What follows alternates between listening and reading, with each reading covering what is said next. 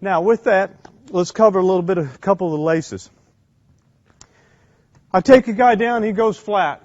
You know, obviously guys are doing a lot of different things from the down position. Now some guys will throw their knees under their chest and they're fighting from here with one leg up. Some guys are fighting with two knees up.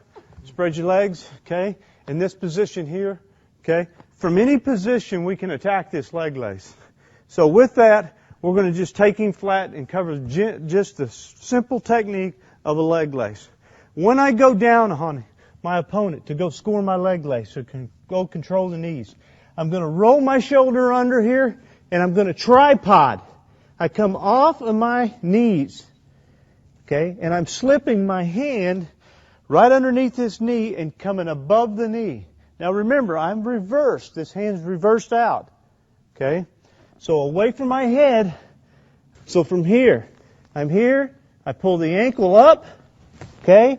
I trap it in this position. I start reaching. And as I'm reaching, I'm keeping these knees pinched together with this arm, the armpit, my leg, and of course I'm controlling this far leg above the knee with my hand.